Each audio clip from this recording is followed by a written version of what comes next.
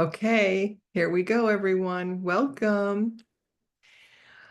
Thank you for being here.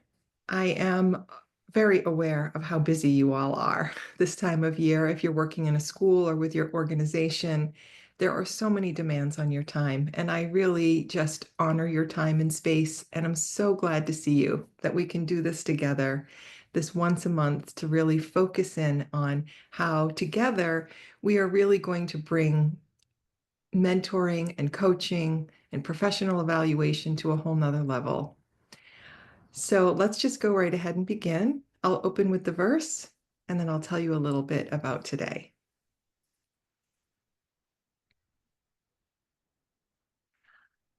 May wisdom shine through me. May love glow within me. May strength penetrate me, that in me may arise a helper of humankind, a servant of sacred things, selfless and true.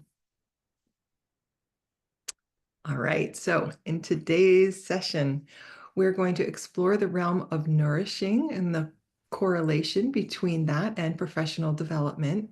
And to guide us on this journey, we have a very special guest to welcome. She's going to share her wisdom, her experience, and her insights. And I will introduce that special guest to all of you very shortly. But first, to bring us together in community with purpose and through warmth, we are going to welcome back Shanoa to our circle. She's going to lead us through the artistic engagement, picking up from where we left off last time. So welcome, Shanoa. Would you like me to pin both you and your hands? How would you like to do that? Yeah, that would be great. Thank you. Good morning, good afternoon, everyone. Really nice to be back here with you all again. I hope you were able to flow and stitch your way through breath and warmth already. Or perhaps you were really excited and went a bit further, as Karen showed me. Today we're going to turn our attention towards nourishment. And before we begin, again, I'm just going to ask you to settle into your place where you are. Relax your shoulders or shake out your arms. Get comfortable. Feel your body. Feel the weight in your seat. Feel your feet firm on the ground beneath you.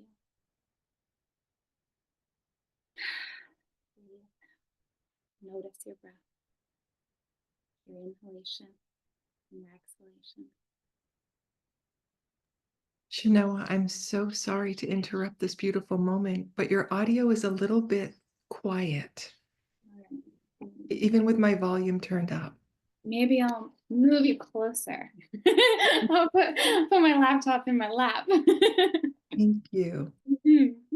And we're just going to try to bring our minds to here, to now, this moment, the work we're about to do. And just like last time, I'm going to go ahead and light a candle and share a verse with you before I get into today's work.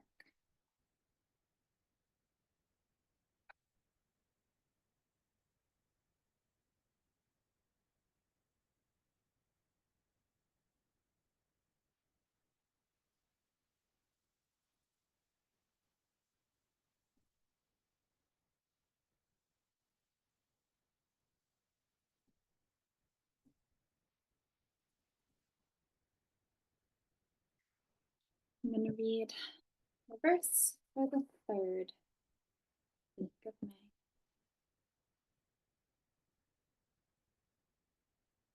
Drawn out into the sheen, the shine, the glisten, and the gleam, it would be easy to be lost into a dream. So I must rouse myself and start to conjure forces of the heart, which live within me truly and will bring the strength and majesty that make me like a king. Amidst the glory of the sense world, everywhere displayed, In sunlit grove and glen and leafy glade, it is the human heart that rules and reigns supreme.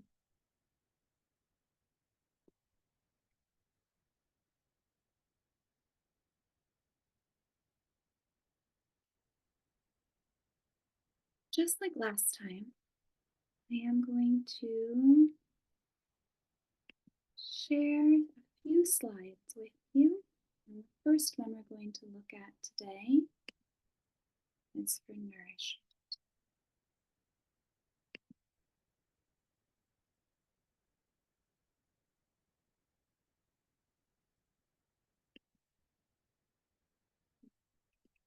Make it nice and big.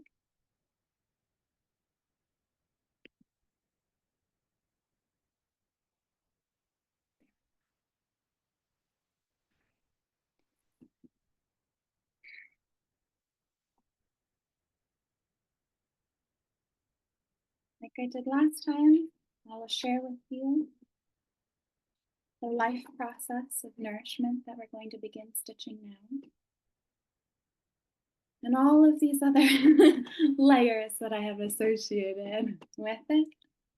So for the soul process, we have enthusiasm. For the life movement, we have speech. For the weekday, Tuesday. For the color, red, the planet Mars. One of the 7 virtues for this one would be enthusiastic. For the 8-fold path, we find the right deed. For the 7 chakras of the larynx. And for the care quality, again, we see nourishment. So you can turn to your threads and choose a color that for you will connect to nourishment. We'll thread our needles and tie a knot at the end and begin our flow right beside the last one we did, which would be warmth. I have already placed mine, and I can show you that. Here's my progress so far. And I have the breathing and the warmth and the nourishment. I have all 3 tracks running. And we'll sew for a little bit here in nourishment, and then after a few minutes, I will go ahead to share with you about the remaining life processes, because we won't actually get to work on this again all together like this, but I do want to share, and then I will make sure that I send all of these slides to Karen to put into your resource folder so you can look at them as you make your way through all the rest. We'll just sew for a bit.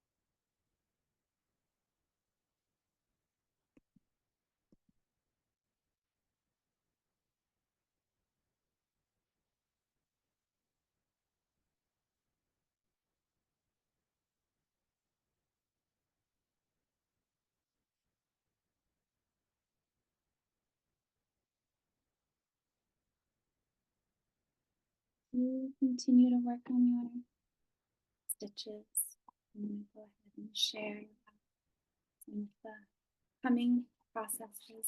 Maybe you want to work on each round as you get to that process throughout the rest of our time here.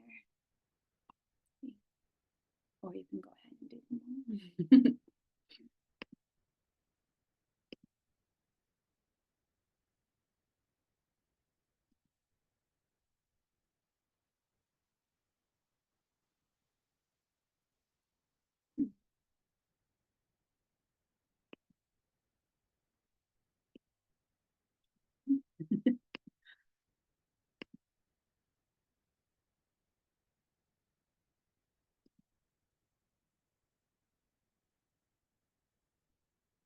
Doesn't seem to be working.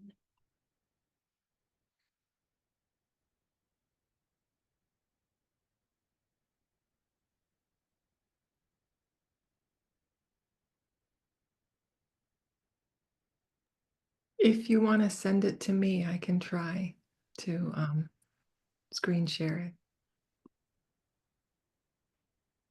Doesn't it pause?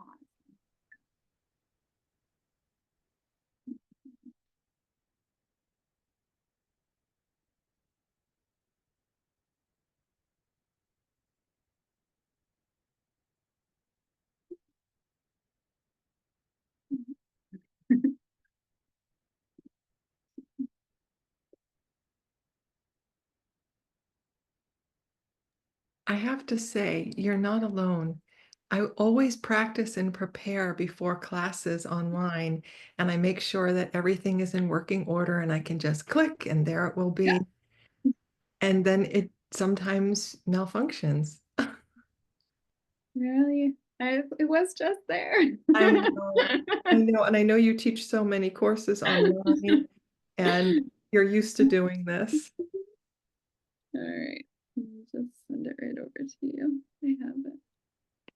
Okay.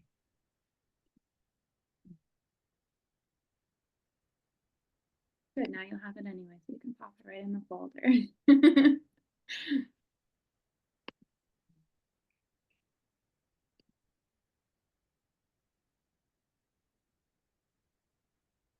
It hasn't arrived yet.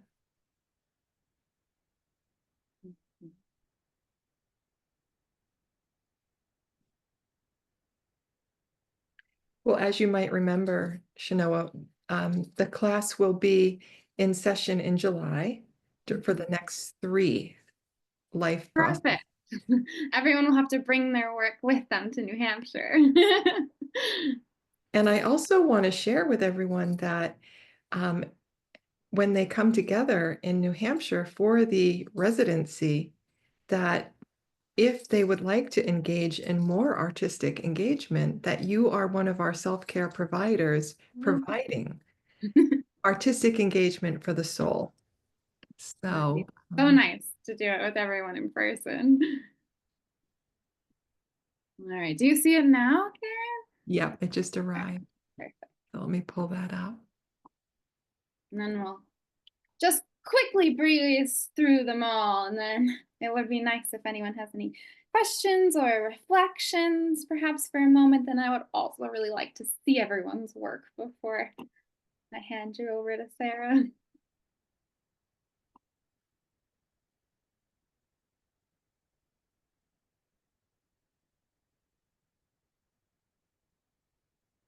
Is that open for you? Yeah, I think I've got it now. Let's see. Okay. You just go all the way through to secreting next. All right. Mm-hmm. We did this last time. Yeah. Yes. Okay, I'm fast forwarding through. Through breathing, through warmth, even through nourishment, even though that's where we are today. There we go. Perfect. All right. So here, next, after nourishment, you'll find secreting with the soul process of organization, the life movement and the blood, weekday, Sunday, color, white, planet, the sun, the virtue, progressive. Eightfold Path, right judgment. For the chakras, we find the heart. For the care quality, trust. Bring us ahead. Perfect. Here we'll find maintaining with the soul process of memory, the movement here in the breath. Wednesday for the weekday, the color yellow, the planet Mercury, the virtue of empathy, the Eightfold Path, the right standpoint. For the chakras, the limbs, and constancy for the care quality. Beautiful. Next, we'll go all the way to growing. Here, for the soul process, we'll find personality. Glandular for the life movement. Friday for the day of the week. Color green. And the planet Venus. For the virtue, we'll find freedom. On the Eightfold Path, we'll come to right memory. For our chakras, we'll find the solar plexus. And for the care quality, culture. And lastly, we get to reproducing with the soul process of self-development, the life movement of reproduction. Monday, day of the week, purple as our color, and the moon as our planet. Here for the virtue of the guide by your side, we will find authenticity or authentic. For the Eightfold Path, we get to the right word.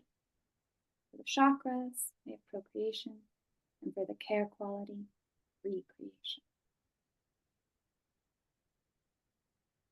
Now we are getting most likely near to the end of our time. Do we have time for a few reflections or questions before we end, Karen? We do. It would be nice to take a few questions and share some reflections before we hand it over to Sarah. We have about 5 minutes. If anyone would like to say anything, you're welcome. If not, we can stitch for a few more minutes. Maybe just unmute yourself and go ahead and ask, since I don't have you in gallery mode. If anyone you want to unspotlight me so I can see people too? Yeah. That would be really nice for me. Yes, it is nice to be able to see the gallery.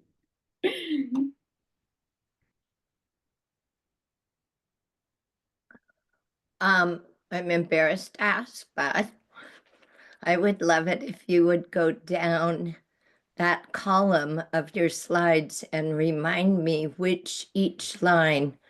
I think I caught up with process, and then day and color were obvious. Okay.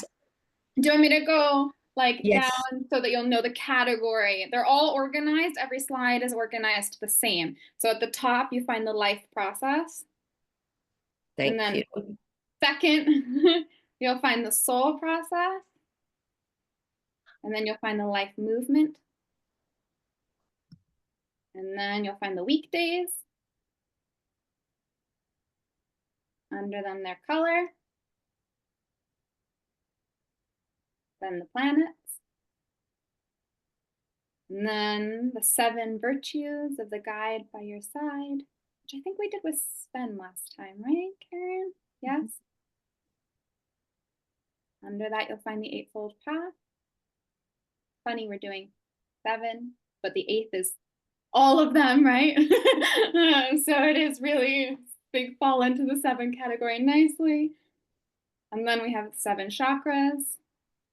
And at the very bottom, we have the 7 care qualities, which I drew out from Ruskin Mill's work. Thank you. That's helpful for everyone. And Holly, please don't be embarrassed to ask that, because everyone was wondering the same. All right. So I know that some of you, oh, go ahead, Sherry. Sure. I just want to say that after our last meeting, when we started these, I loved the idea so much that in my early grades, elementary grades section, we have a teacher who is retiring. And so we made one of these in which each teacher chose a color for that person. And then we added a candle to give it to her to take with her. And so thank you, Genoa, Oh, for your thank idea. you. Thank you for sharing that. That's beautiful. It's really, really beautiful.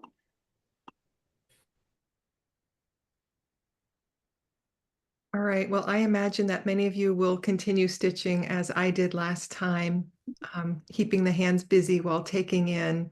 But we have a lot to do today, and I'm so excited to introduce to you our next guest. Shanoa, thank you. You can Oh, thank stay on, you. of course. And we'll see you this summer. We're really excited to have you be part of that in Wilton this summer. So stay tuned, everyone, for more from Shanoa. Later on, we'll email you. All right. Enjoy stitching. Thank you. All right, my friends. So in today's session, we are exploring this new realm. And I want to introduce a dear friend and colleague in the movement who's going to lead us through this session. Her name is Sarah Nelson. She has been a long-time Waldorf educator from early childhood all through the grades. She has served as an OSNA Leadership Council member, guiding the Hawaii and Southern California region for many years. And she is currently serving as a visiting teacher and mentor. She works with us each summer at Center for Anthroposophy as a renewal instructor, leading Preparing for the Grades. And she was an incredibly important part of mentor services. And together we traveled and served and supported many of our young teachers in the movement today.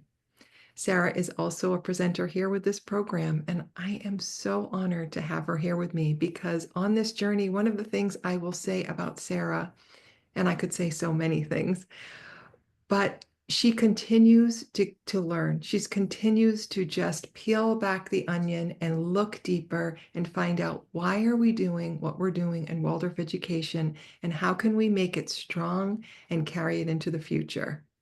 She's a woman of action, and I'm so excited to have her here with me today. Welcome, Sarah. Thank you, Karen, so much. What a lovely introduction. So I am so excited to be here. As Karen has said, I been working mostly in my life in the adult realm these days, though I do still teach some blocks. So I'm zooming to you today from Maui, Hawaii, where I have spent most of my life and most of my career working at the Haleakala Waldorf School. And while I'm here, I usually teach for them in their middle school or their high school. So I'm in the middle of a physics block, eighth graders having physics, their last block of their eighth grade year. So it's been a wonderful challenge to hold the students. But I have had the honor of taking 3 classes through their educational journey. And when I graduated the last group in 2021, I really moved more into working with adults, which is why I am so inspired to be here with you and helping you on your mentor journey.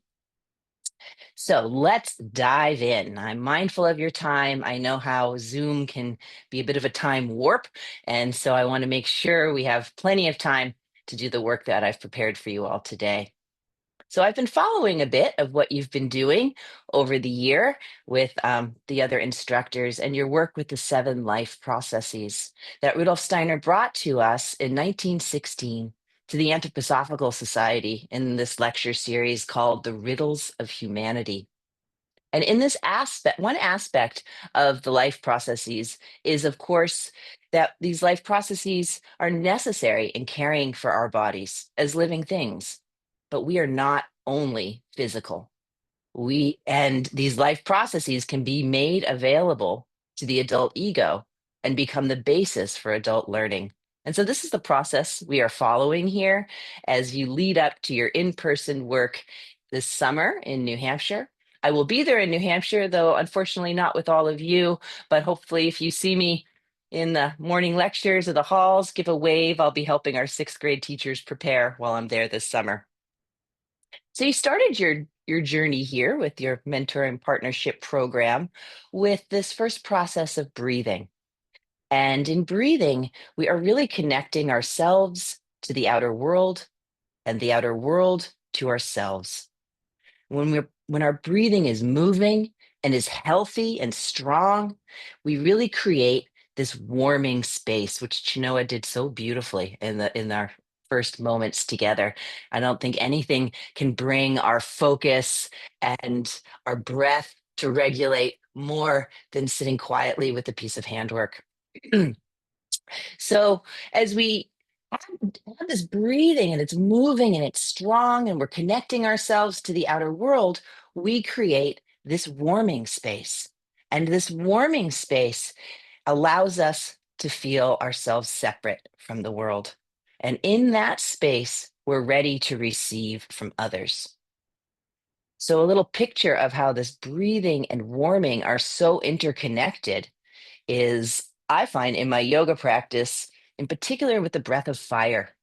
So, if you've experienced this before in your own practices, it's a quick, rapid breath with the emphasis on the inhale. So, it's a and in this quick, rapid breath, you create such heat and warmth that when it's finished, you just sit in this warmth space and you are truly ready to receive.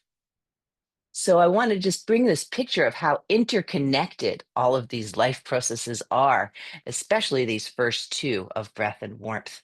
And so the time you've spent here with Karen, with Chinoa, with Sven, David, Jason, you're really preparing the ground of breath and connection and opening that space of warmth.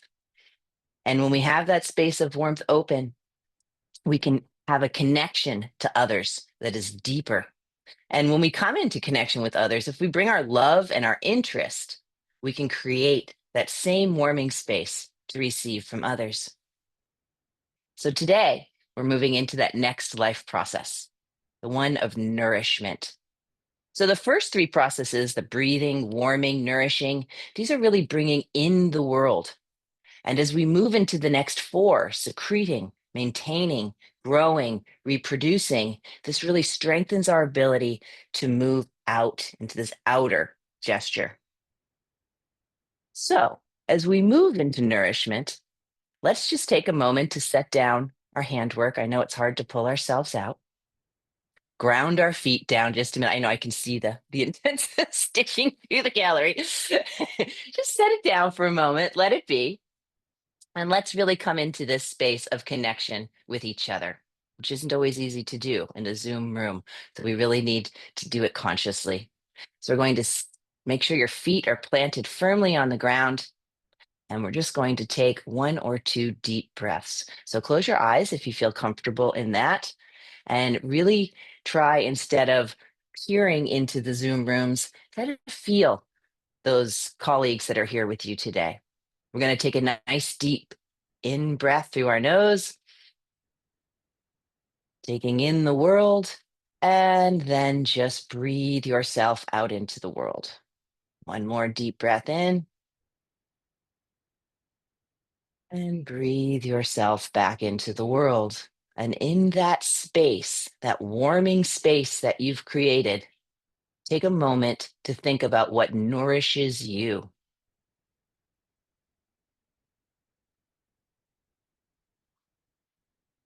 And then we'll take one more deep breath in. And breathing out, holding the images of whatever it is that nourishes you. And just slowly open your eyes. Now, if we were to look at the dictionary definition of nourishment, it would tell us that nourishment is food or other substances necessary for growth, health, and good condition. Now, we can think about that in our bodies, but also in our minds and our souls. What is the nourishment that we bring in that helps bring us health and good condition? We have so many gifts of nourishment. If you take a moment, if you can see out a window that's near you, right now, being in Hawaii, it is about 6:30 in the morning. So I've been up even before the dawn, preparing for you all, and the sun is now rising. And as I look out at this Hawaiian sunrise, I can feel the gifts of the sunlight coming into me. I can hear, even through my ear pods, hear the sound of all the tropical birds that are waking up. And as I feel these gifts that are streaming into me through my window, these gifts of nourishment, I can also recognize that in each one of your homes where you're looking out your windows, that you're having a completely different sort of experience. So it's different for each individual what we find as nourishment. And we're going to explore this a bit more as we go. But I'd like to begin first with a little bit of nourishment for you all, which is a poem. And this poem is called Bay Leaves, written by a woman named Nikki Giovanni, who is a poet from the South of the United States, from Tennessee, I believe. Bay Leaves by Nikki Giovanni. I watched Mommy cook, though I cooked with grandmother. With grandmother, I learned to pluck chickens, peel carrots, turn chitlins inside out, scrub pig feet. With Mommy, I watched leftovers for stew or vegetable soup, great northern beans, mixed collard turnips and mustard greens, garlic cloves, bay leaves, very beautifully green, stiff, so fresh, with just a pinch of salt. Not everything together all the time, but all the time, keeping everything. I make my own frontier soup in a crock pot. I make my own ice cream with a pinch of salt, and everything else with garlic. But fresh bay leaves are only for very special oxtails.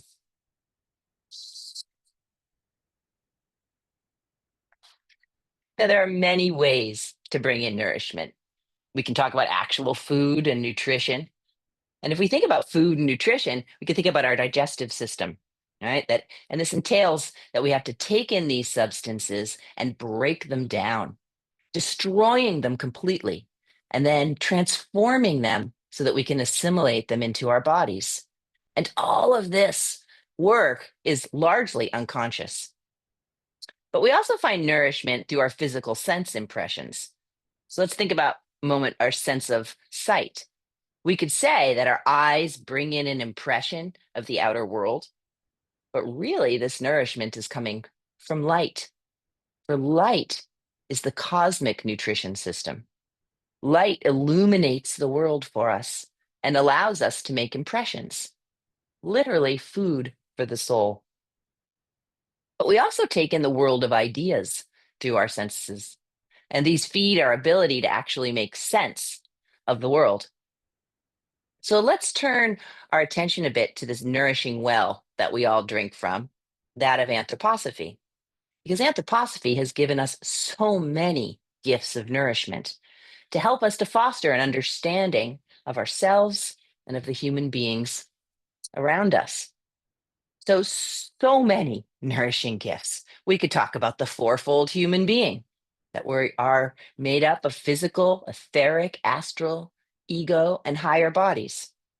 The three soul forces of thinking, feeling, willing, the four temperaments, the 12 senses, the planetary types, the curative polarities, and the cosmology and human spiritual tasks.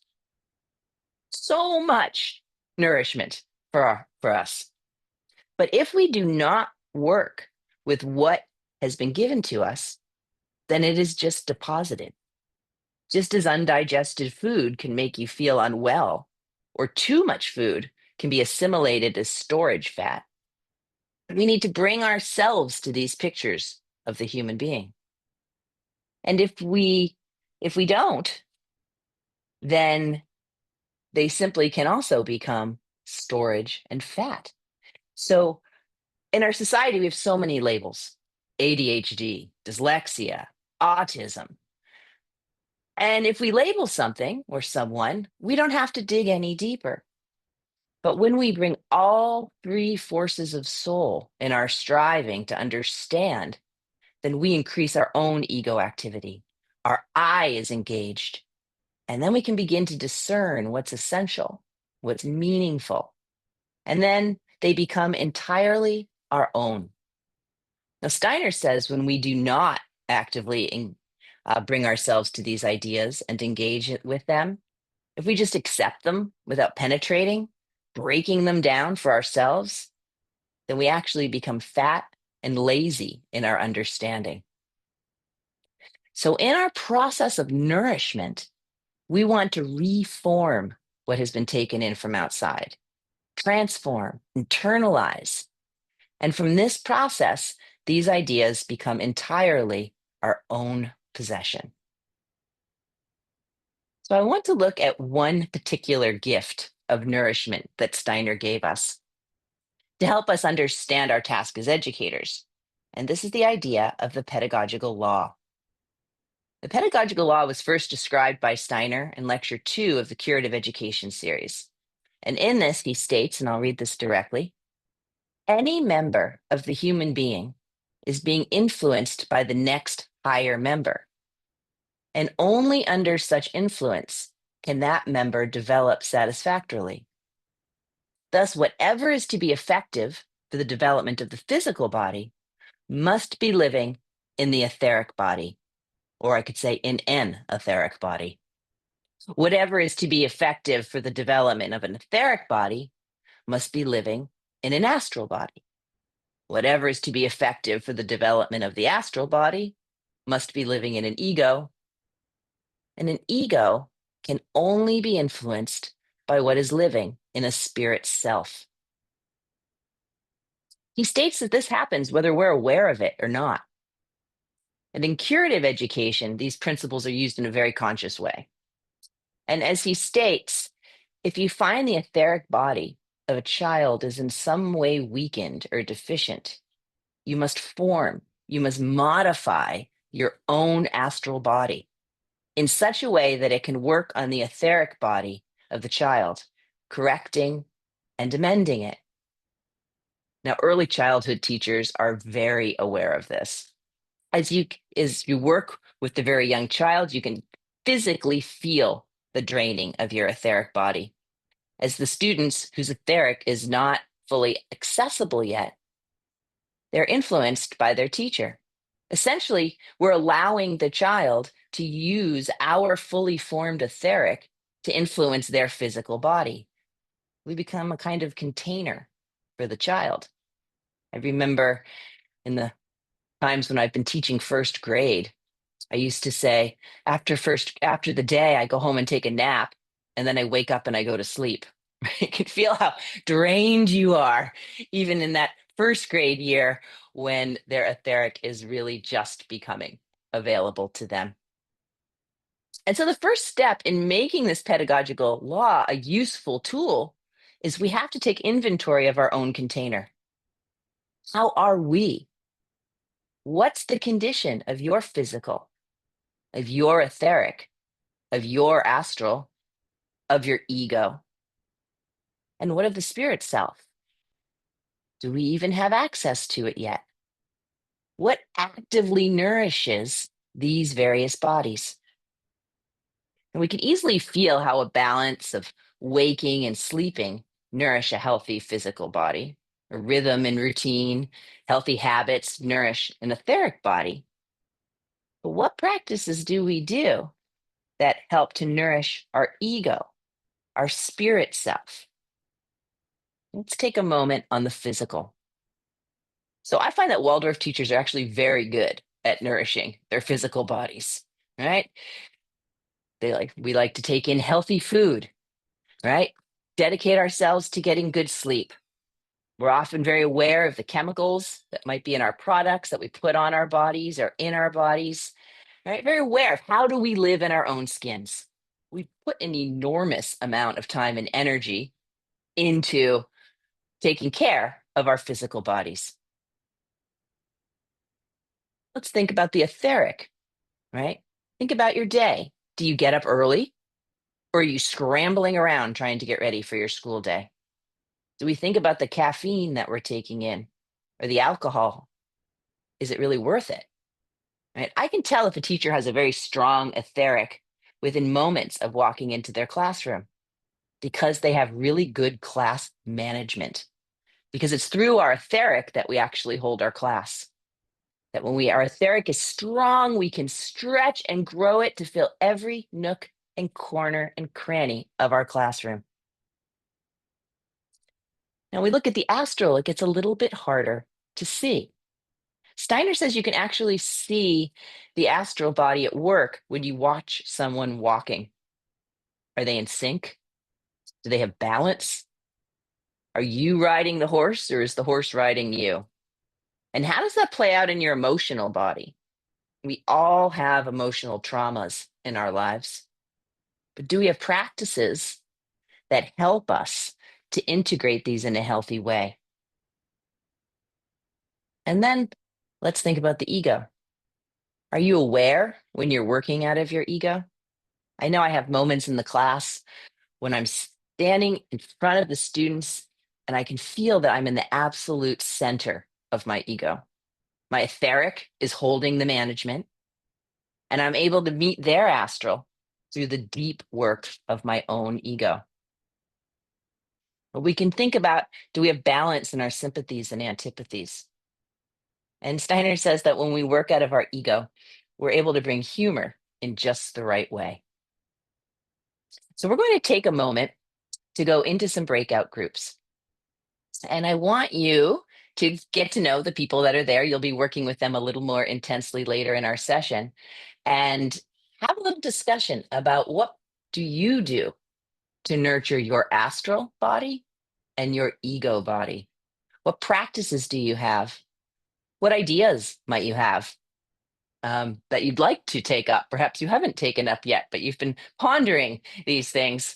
And think about how we care for our own container before we can even begin to enter into helping to care for another's. So Karen, if you can set up those breakout groups, we're going to let's take 10 minutes to get to know each other and have each person kind of go around, start with the astral body and just share, what do you do to nourish that in your life? And then take on this little more complexity in how do we nourish our own egos? Okay. Sounds good. Rooms are open. I'll be here if you need me.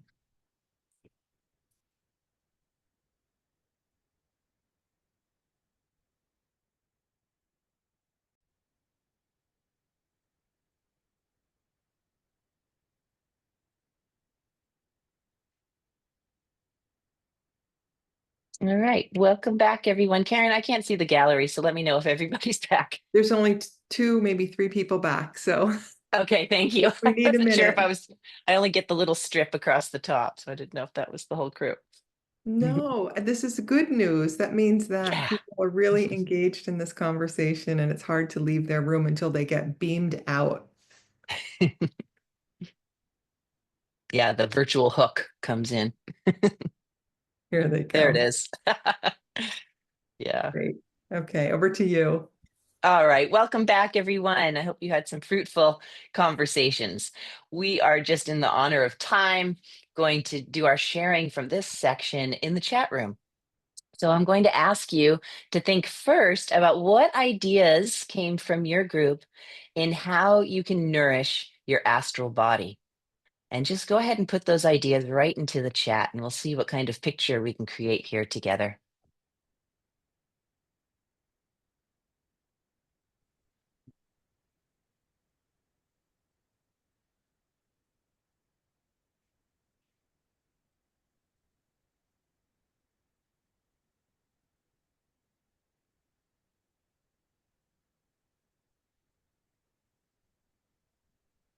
Don't worry, there's no wrong answers. There we go. Oh, gratitude. Yes. Singing, meditation, laughter, 6 basic exercises. Thank you. Human connection, writing, poetry, and art, gardening, handwork, reflecting on relationships, or art. Yes, being outside, moments. Thank you. And as more of those astral nourishments come in, let's go ahead and move into the ego. What have we discovered nourishes our ego? Well, it's a little more complex when we move into that higher body.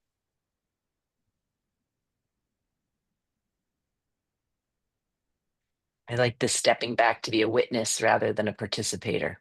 Mhm.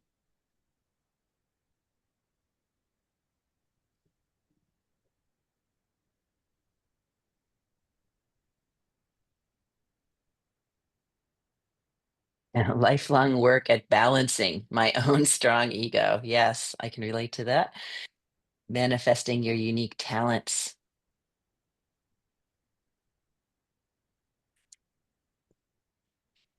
Doing something that you love and feel confident in. Bringing it to others.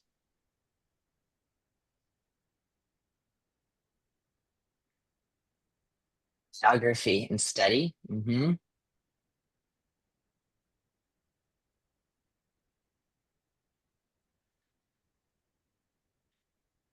Yeah, doing something you're not confident in. As Waldorf teachers, we're called to do that all the time. Wonderful ego nourishment there. Wonderful. I really appreciate Molly, how you brought biography study, because Rudolf Steiner says actually the best way to really examine our ego is through looking at our own life patterns, through biography work, through especially how do we have an inspiration and move it through our will into actuality? What is our pattern of doing that? Right? It really helps us to examine and look at our own ego. Wonderful, wonderful ideas, everyone. Thank you so much. Self reflection and observation, and the ability to laugh at ourselves. Yes, absolutely. Absolutely. I think one other huge aspect, and I'll bring this a bit after the break, of nourishing our ego is finding humility, especially in the humility to ask the angels in the spiritual world for help. That when we sit in the spiritual work of humility, the angels actually lend us their spirit self, which is what nourishes our ego, according to the pedagogical law. We'll come back to that idea a bit after a break. I want to give you a 10-minute bio break. So I know you've been here and sitting for a while, and then we'll come back and we'll move into how this manifests in adult work. Thank you, everyone. All right. Well, what am I going to do tomorrow that's going to be working with that, right? And I found that I've actually checked off all of my soul forces, all of my soul bodies in a way of going through them and just taking a walk. So it's a wonderful way to just have that practice. So we usually, as human beings, and I find this in our culture, especially in Western culture, put an enormous amount of energy taking care of our physical bodies. Right? Everybody's talking about their exercises and what cleanse they're on, and what they're eating, and we put so much energy into the physical aspect of our bodies. How conscious are we of all of the aspects of our soul organization and how we're nurturing them? And it is vital as an educator, and even more so as an adult educator. So let's start to lead into there how we work with this as an adult educator. So we've looked at this need to nourish our whole human vessel, which clearly is more than just a physical body. And we know it's especially important with young beings, but let's look at the adult relationship. So here we have a type of encounter where both individuals come together as fully formed ego beings, a relationship of equality. And much of these relationships are still governed by old forms, right? Such as the idea of the guru, right? An initiate goes through a deep and arduous experience, and then they rise to a level higher than the student, and we end up with this hierarchy when really we are still human beings, ego to ego. And Conrad Van Houten, in his book, Awakening the Will, The Principles and Processes of Adult Education, which I find has been such a vital resource for me in my work with adults. And I hope that you're all aware of this book, which is why I want to show it to you. I'm sure you are as you're working through the 7 life processes.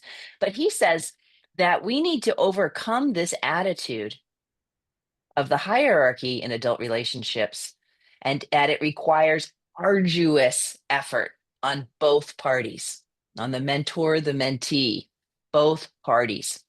For the adult learner or the mentee may fall into one of 2 relationships with the mentor. One, compulsive striving for authority. Tell me what to do. Give me the resources, lay out my lesson plan, just tell me what to do. Don't give me all that other stuff, right? Or the polarity of that, destructive rebellion against it, right? Everything you tell me, that's not what, it's not what I want. That's not how I do it. It's not what I want to hear, right? This kind of compulsive rebellion against it. And we still see this form of the hierarchy of adult education in our society today, right? If you think about the college professor, standing in this hierarchy above the students. Within our schools, we still see it. I'm often asked to come evaluate a teacher or serve as a practicum supervisor, right? And these words always sort of trigger me because I see myself as standing in a position of equality. And just like this course is not designed to give you recipes for your work, we're not here to fill you with administrative forms and checklists and systems, but instead, what our goal here is to nourish and empower you to find your own way forward. So it is our task as mentors to help the mentee to take on full responsibility for their own learning process. And in adult work, we need to support them to do this without the coercion of a hierarchy. Yes, we have more experience and skill, but this experience and skill comes with the responsibility to help further the development of others. We're not leaders. We're not master teachers. We're enablers. And we need to cultivate this attitude with gratitude and joy that we get to contribute to the development of another companion human being. We get to make something possible for another person to show a possible way. I find this the most exciting aspect of working with adults, right? Not that it feeds my egotism, right? That I'm the one who has all the answers, but instead, how can we stand together, arm in arm, and start to penetrate all of these nourishing gifts that we've been given from anthroposophy and other spiritual paths? So, in that light, it is absolutely vital that as good mentors, we have to examine our own container, develop practices that nourish our soul bodies. We have to examine our attitude towards adult learning and relationship. Absolutely vital. And not that we always hit the mark. I've had, many experiences in my mentoring when I really had to reflect, was I really fostering or was I just handing over my resources? Right. Which is what's being asked. And everybody's so excited to have them. And so you're just going to pass them over. And then I can feel like I've been great. Aren't I wonderful? I've created all these wonderful resources. That's not really what mentoring is about. Mentoring is really about enabling the people that you're working with, right? Even mentor, mentee, right? We're in this relationship of equality. We're just standing in slightly different places of it. So examining that relationship. And lastly, and equally as important, we have to examine our own unconscious biases. We all have them. So this means, so we're clear what we're all talking about here with biases, that this means the opinions that we hold about different social groups that operate outside of our conscious awareness. Unconscious bias can strongly influence the way that we evaluate and we treat other people. And we all have them. I'll keep saying that again, right? Because we've been raised in certain cultures with media, our upbringing, that create in us these blind spots. And because they're blind, how do we see them ourselves? Honestly, we can't. We need others to help shine light on them. We need others to help us. And when we can shine light on our blind spots, on our biases, we actually increase our own ego activity. It's another way to develop in our ego activity. And then we can meet our mentees with openness and free of judgment. So a bias could be an assumption that a new teacher is lacking in skill and understanding. That may not be the case, right? I always learn as much, if not more, from those that I work with, adults and children, than I feel I bring than I bring to the table myself, right? That when we sit in this relationship with others, if we have that warm space of reception, then we are really able to um, to learn as much from a young teacher as we can bring to them, which is part of the joy in the experience. Right? We can have biases that are snap judgments about somebody's age, their weight, their height, whether we perceive them to be physically attractive. All of these biases. We may have gender biases, racial biases, age biases. I hear so many times, oh, the millennials this or the boomers that, or right, that's just more labels, more biases for the human being that's actually sitting in front of you. We can actually have a negative attitude about someone just because we have what someone else has told us about them, right? I need you to mentor this teacher. Oh, they're just such a headache. We've had so much trouble. And you go into this relationship with already this baggage of a bias, right? And so we have to penetrate that and shine light on them. So how do we shine the light on them? We need to engage in work that helps us to see our own biases. Diversity trainings, diversity work is a wonderful place to start. I really enjoy listening to different books on diversity. You know, books such as Caste or White Fragility, or these books just really help me to penetrate into my own ego being and the biases that I may be holding, that I've grown up with. It's easy to say, "Oh no, I don't have them. I try to reserve judgment in all situations." That's me not willing to do the work. That's me not wanting to look in those shadowy places. And again, I need help from others. I can't see my own blind spots. They're blind to me. So by engaging in the work that others have laid out for us, or in conversation with a trusted colleague or mentor that you have, that you're able to say, do you help me shine light on these biases? Do you see these biases manifesting in me? I trust you to bring them to me, right? Not always easy things to hear. It's actually really, really hard work. So we need to engage in these trainings, listen to those who can guide us in our work, and strive to be open. So start reading, get the help that you need, because if you enter into a mentor relationship without attempting to shine light on those biases, you will meet the other with already prejudgments, which puts you into an off-kilter relationship of coming in ego to ego. And that mentoring relationship cannot be fruitful. So we also have biases about anthroposophy. So often, how we interpret the gifts of this cosmic worldview, right, that I was bringing earlier, can actually become a barrier to our work, right? So we're actually going to do a little bit of work with this today. And we're going to go into some breakout groups for a longer session. And you're going to do some role playing as mentors. So we're going to start to unpack some of the common statements that we may hear in our mentoring. So I've compiled statements, I think there's 9 of them, that I've heard in my work with adults, in mentoring, teacher training, even colleagueship.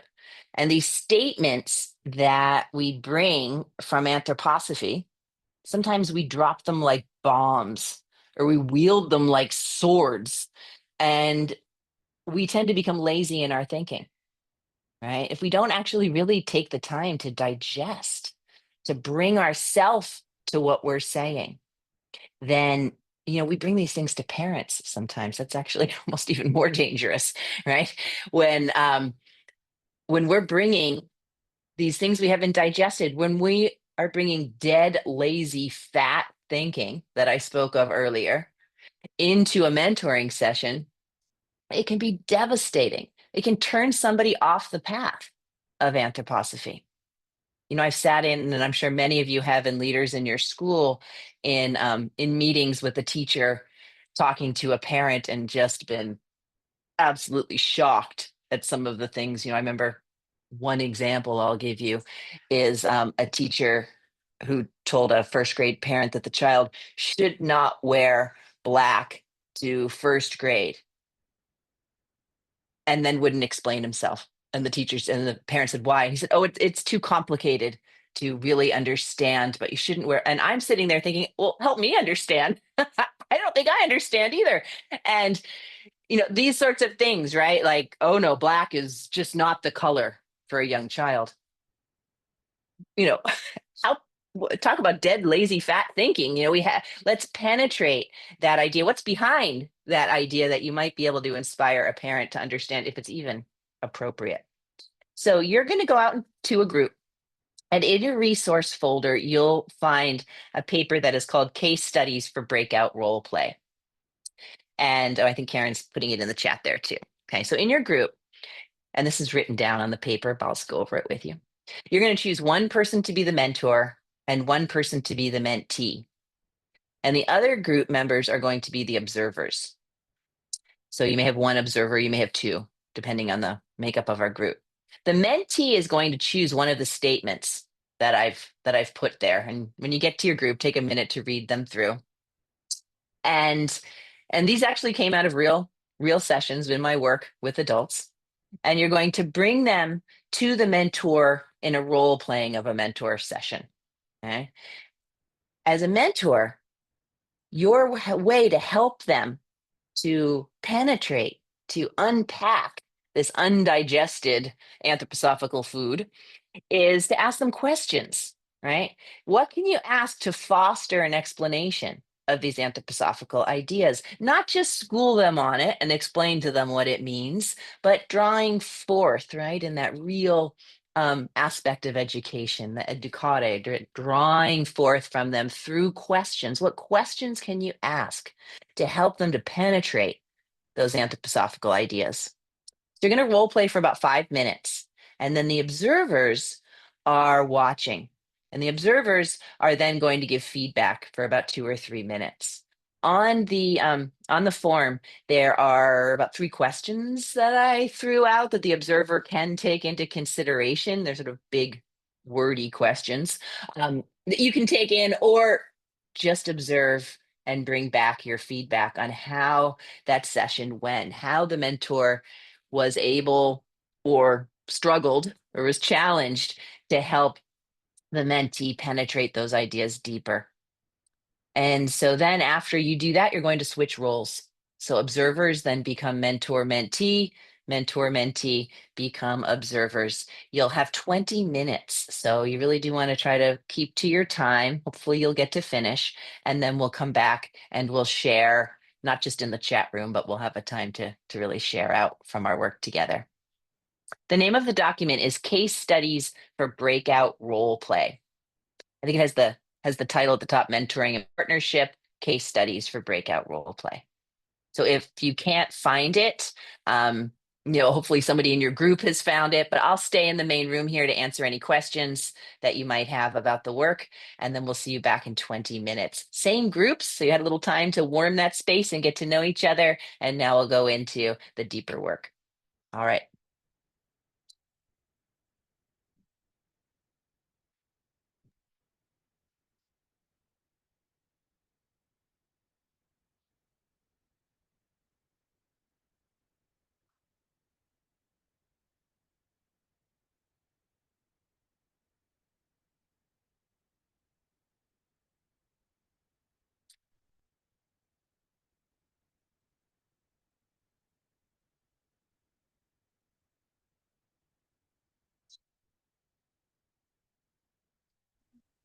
Karen, I don't know how can I go to the breakup room.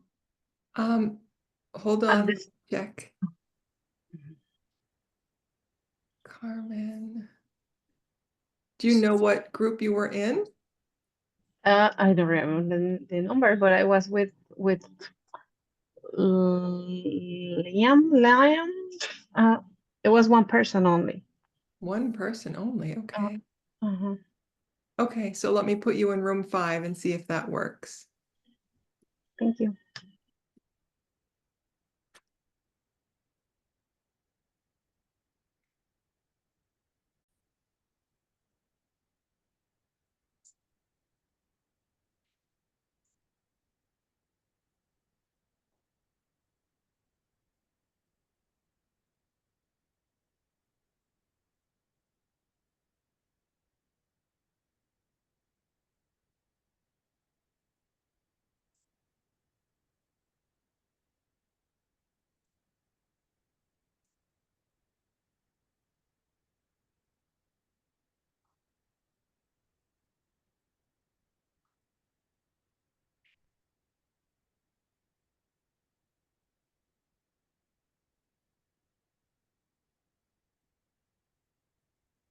Mhm. They're fully in it because Great. nobody's jumping back. I can Right. see.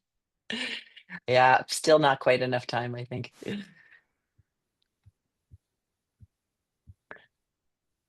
Hello, welcome back, everyone. Is everyone here, Karen? I can't see everyone. Yes, everybody's back. Okay. Okay, great. Is it possible to go into gallery view for a minute for me so I Absolutely. can see everyone as we're sharing? Thank you. Ah, it's so much better. It's so interesting giving a lecture to yourself when it's not like you. It's so much nicer to see you all. Wonderful. So I'm imagining some of the groups may not have completely finished, but hopefully was time to engage. And so I just want to open it up for observations from either the mentor mentee or from the observers, and just how was that? What arose in your group? Anything that you might be willing to share.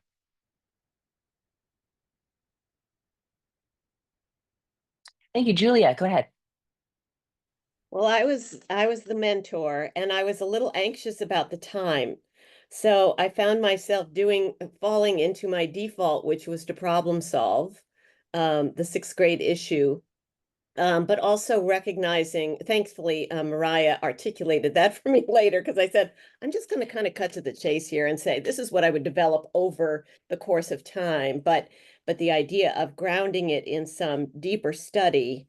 And as I admitted, I'm more used to coaching and giving the practical advice.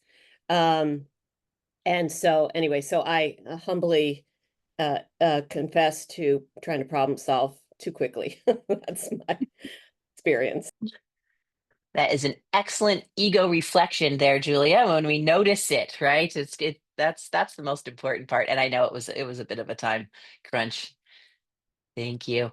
What other observations can we share? Is it Lenny? Yeah. Oh, you're on mute still. Yes. There you are. I was an observer, and I particularly like this question, where is the discomfort? And it was a question about having the children who were not participating well in circle. And that could be for EC or any grade, really. And I just thought that was a very good question. Thank you. Lenny, while I still have you here, how was it to be an observer, to observe this Yes. interaction? I enjoyed it. And then I actually took notes because that's how I learned. So I wrote down what each one said and that sort of thing. So, because for me, that's also learning, what each one is thinking or doing. Yeah, wonderful. Thank you. Mhm. Bandana? Yes. So I particularly work with the teachers in my own school. And what I found very interesting here was that in the role of a mentor, I had no way to know which class, which students, what is the teacher's nature. I had no way to be biased. And I really was so deeply interested in understanding the work that the teacher was trying to achieve. So it was really a very penetrative exercise that I personally found very gratifying. And, the responses were like images coming to me so that I could then build something which would, not just lead her into a kind of place of comfort, a kind of thing that she could discover for herself, but also for me. So I found that really, really valuable. Mm, thank you. That's such an interesting observation too, because often we think we know the class and the teacher, but often it's like, oh yeah, Joe again. Yeah, we know he's a problem, but some sometimes we can get past those biases, right? To see it anew. So thank you, yeah, for bringing that. Any other observations? Daniel. I was the mentee, and something that I thought, excuse me, that I thought my mentor in this scenario, who was Sarah, did really well when I made a loaded statement about my class being too sanguine to engage the will. She just did a lot of questioning. And I think for me as the mentee, what that questioning did is it kind of put me on my back foot. So I had to do some self-reflection. Not just make these generalizations about the class, but talk through what does that look like? What am I doing that maybe encourages or discourages that quality in the class? And, in just a matter of 5 minutes, that's all it really took to get the mentee to start to talk through more of this and process more of it. And even if we didn't come to any great solutions within 5 minutes, at least the mentee was able to realize and reflect in a way that they wouldn't have if they had just been left to their own with these thoughts. Excellent, Daniel. Thank you. Great observations there. Yeah. Let's open that up to see if there's any other sharings. Mariah has her hand up. Oh, Mariah. Yes, thank you. I didn't see. So something I was the observer and in my group, and something I noticed was that, we all are in this group are experienced in this and used to saying what we observe, that's a big part of our job. And so the mentee in my group was really started with that blanket statement of their will is weak, but then went into all these details of, when they play the recorder, it looks like this, and their bookwork looks like this, and all these things that as a mentor, you would ask your mentee. And these folks that we're mentoring, or for a lot of us coaching who are brand new to it, our group talked about the need to ask them a lot of what do you observe when you say their will is weak? What do you mean by that? What does their bookwork look like? We didn't have to ask those questions in our group because Monica's used to saying those things, but just a noticing of what likely would come. Excellent. Thank you. Excellent. Now, I don't want to put you on the spot, Ala, but I do wonder if you were a mentor, mentee, or observer, and if and how you found that as it relates to your work with the Camp Hill organization and your staff. Are you willing to share a little bit about that? I don't know if you can unmute your phone. That's kind of harder when you're on a phone.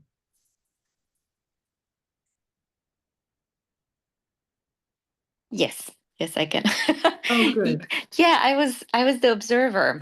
Um, um, yeah, I find myself also often in that role too. Yeah, I saw a lot of wonderful qualities and positive feedback that I was able to go to both of the ladies I was working with. Yeah, do you have a bit more concrete question, or yeah? I was curious if you were able to translate it comfortably into, because so many of us here are talking about Waldorf education and working with teachers specifically, but you're working with a staff. Yeah. Yes, maybe not in that particular case that we chose, but the statement of the eurythmist, for example, and that she's too choleric while doing the class. Yes, yes. We can take these situations into the interactions that we have in our communities. Definitely. Oh, good. Yeah. Evie, thank you. Thank you so much. Well, we have just a couple minutes left.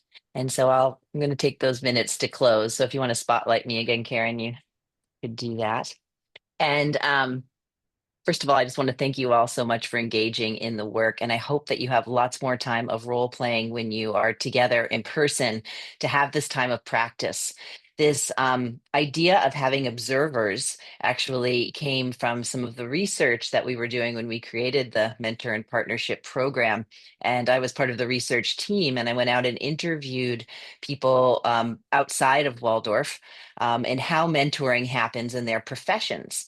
And it is very common practice, especially in the psychology, psychiatry, counseling, that they are observed, right? Our mentor-mentee relationship is always, just the two of us, right? And we don't have that experience, but if we can practice that experience, I think it's so fruitful to hear the observations from others. Again, when we're talking about our blind spots, right? And listening to others, things we may not see.